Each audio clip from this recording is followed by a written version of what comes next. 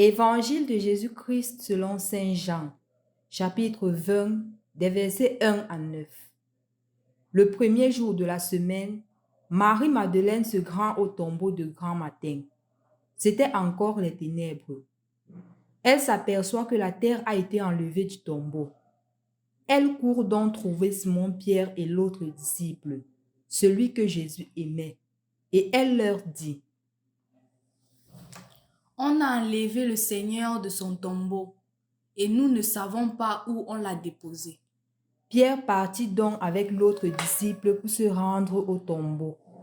Ils couraient tous les deux ensemble, mais l'autre disciple courut plus vite que Pierre et arriva le premier au tombeau. En se penchant, il s'aperçoit que les linges sont déposés à plat. Cependant, il n'entre pas. Simon-Pierre, qui le suivait, arrive à son tour. Il entre dans le tombeau. Il aperçoit les linges posés à plat, ainsi que le suaire qui avait entouré la tête de Jésus, non pas posé avec les linges, mais roulé à part à sa place. C'est alors qu'entra l'autre disciple, lui qui était arrivé le premier au tombeau. Il vit et il crut. Jusque-là, en effet, les disciples n'avaient pas compris que selon l'Écriture, il fallait que Jésus ressuscite d'entre les morts. Au nom du Père et du Fils et du Saint-Esprit, Amen. Loué soit Jésus-Christ. Et une fois de plus, bonne fête de la résurrection de notre Seigneur Jésus-Christ. Dans l'évangile de Saint Jean que nous venons d'écouter, il y a une phrase qui est très marquante et très parlante. Il vit et il crut. Le disciple bien-aimé, il a vu et il a cru. Qu'est-ce qu'il a vu? Nous ne voyons rien d'étrange, rien de spécial qui puisse nous amener à la foi. On voit tout simplement un changement. La position du linceul n'est pas là.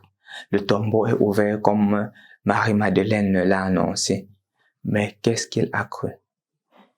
Il a cru que cette absence n'est pas le fruit du mal. Cette absence de Jésus au tombeau est la preuve tangible que Jésus, avec qui il a vécu, est effectivement ressuscité.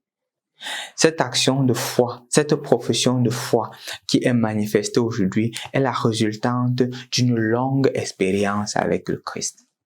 C'est donc pour cela que je vais t'inviter aujourd'hui, en ce jour de la Pâque, de te rappeler ce que tu as pu faire depuis le temps de Carême, depuis le mercredi des cendres.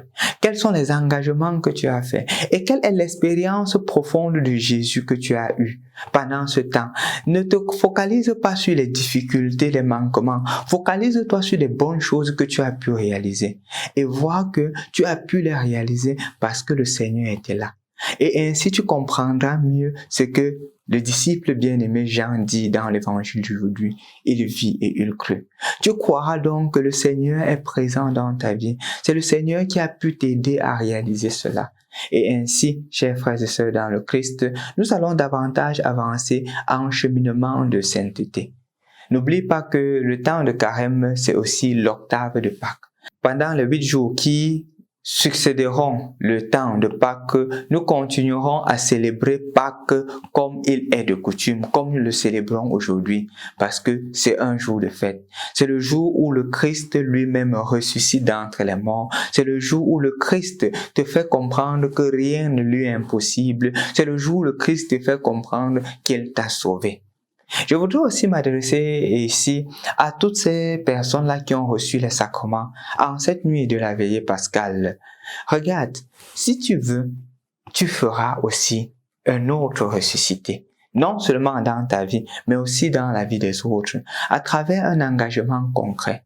Ne te concentre pas seulement sur le fait d'avoir reçu le baptême, d'avoir reçu ta première communion, d'avoir reçu la confirmation en ce soir ou en ce jour.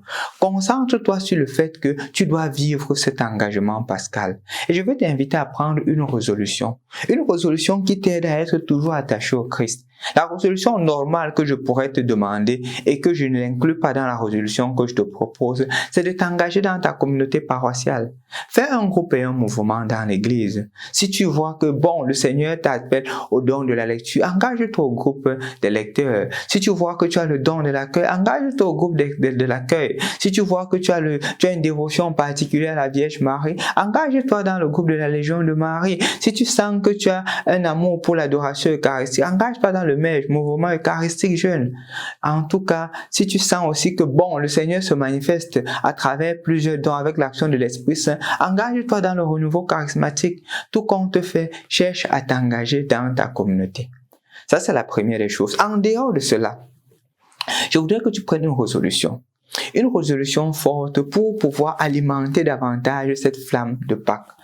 Je me rappelle clairement, c'est une petite expérience que je veux partager avec toi, que lorsque j'ai reçu mon sacrement du baptême, j'ai commencé à méditer la parole de Dieu. Je me mettais à lire, j'ai pris l'engagement de commencer avec l'évangile. Et je me rappelle que j'ai commencé avec l'évangile de Marc. J'ai médité l'évangile de Marc, j'ai lu tout l'évangile de Marc, et chaque jour je lisais. Et c'est ainsi que j'ai été capable de finir tous les évangiles. Parce que c'était un engagement que j'avais pris le jour de mon baptême. Toi aussi, prends un engagement de suivre fidèlement le Seigneur à travers une vie de prière qui est davantage unie au Christ. Peut-être tu peux aussi t'engager à faire chaque jour le chapelet. Mais prends un engagement qui t'unit davantage au Christ. Et tu verras que petit à petit, la grâce du baptême que tu as reçue va devenir une grâce à plusieurs mains. Parce qu'elle touchera aussi les autres et elle transformera le milieu dans lequel tu vis. Une fois de plus, bonne fête de la résurrection de notre Seigneur Jésus-Christ à toi qui es nouvellement baptisé.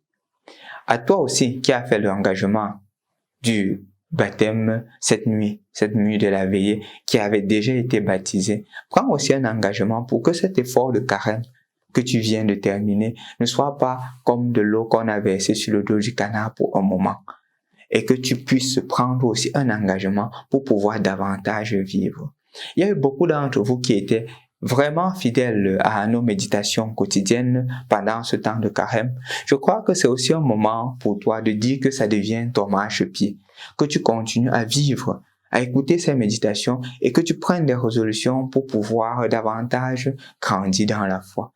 Parce que la finalité de toute vie, c'est d'être parfait comme notre Père Céleste est parfait. Que nous aussi nous puissions ressusciter. Que toutes les zones d'ombre qui soient dans nos vies puissent aussi naître et revivre avec le Christ. Bonne fête de Pâques à toi. Bonne fête de Pâques à vous tous. Que le Seigneur manifeste davantage sur chacun d'entre nous sa grâce, son amour et sa miséricorde. Que nous puissions aussi être des ressuscités en ressuscitant les autres. Au nom du Père, et du Fils et du Saint-Esprit. Amen. La famille Mystère Jeune vous souhaite joyeux Pâques,